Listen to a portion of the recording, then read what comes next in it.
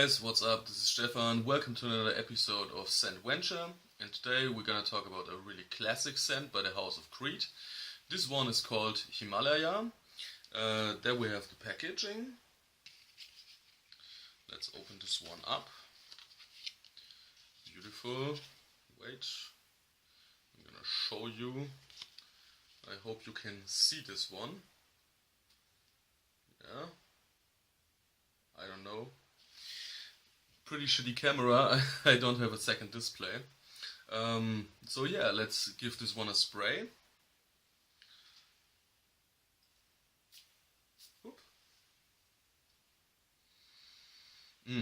What I get out of this in the first second, it's really fresh. In my opinion, it's very classy, fresh, elegant. In my personal opinion, it will suit you in a suit, or it will suit you in sportswear, to be honest. If you have the money, you can spray it all day long, no problem in my opinion. I personally don't notice any mandarin or citrus vibe in there. For me, all I get is this soapy flavor of the nutmeg. And definitely juniper berries. I mean, it sounds weird if you just read the notes, but it's really so fresh and clean. In my opinion, it's a great scent. Stays pretty linear on my skin. In the first hour you get always this juniper berry nutmeg mix. After 1 hour I think you get into a little bit of the dry down, which means there comes another note through, which is sandalwood. And sandalwood is one of my personal favorite notes in perfumes ever, period. And after that, in the real dry down, you get this nice Creed signature scent, which is an ambergris mixture with real ambergris tincture and hedione or something like that, or galoxide, I don't know. But it's so fresh and clean, and for me it smells like freshly showered. Maybe I can get this association with a mountain of Himalaya, but yeah, it's just so fresh and clean. Yeah, let's go to the rating for this fragrance. In my opinion, it definitely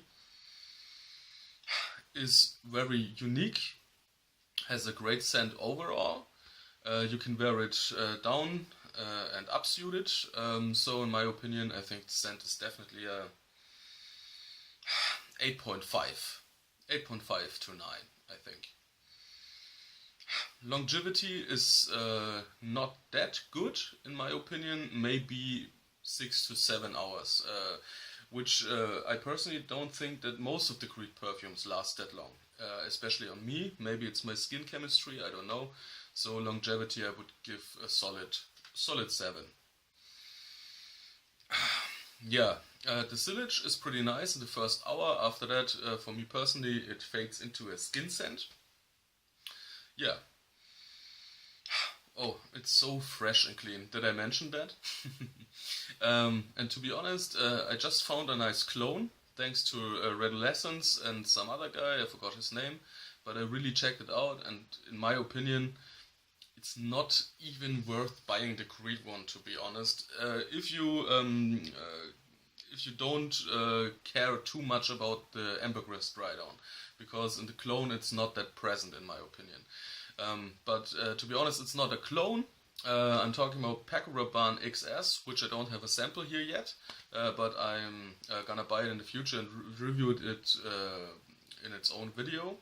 And I went to the local perfume store and I sprayed it, I think 3 or 4 times, because I couldn't believe it that it's so close to Himalaya. And in my opinion, it smells even slightly better, to be honest.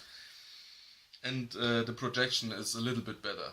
In my opinion, I get off the Perfume XS Pour Homme, the original, not the new one.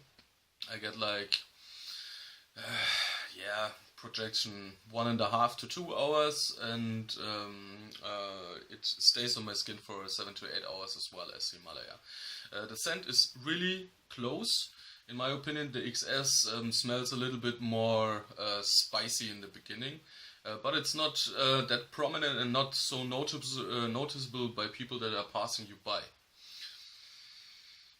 And the funny thing is that the Paco Rabanne XS was released before the Creed Himalaya.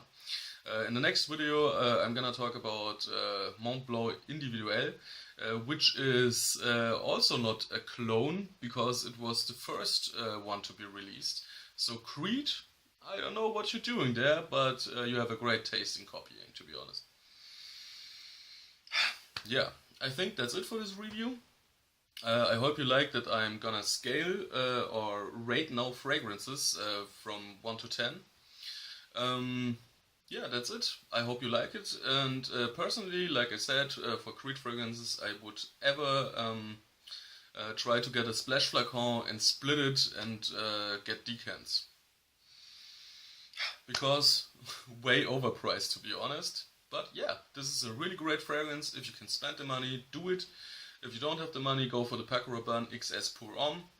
It's, in my opinion, almost identical, if not even better.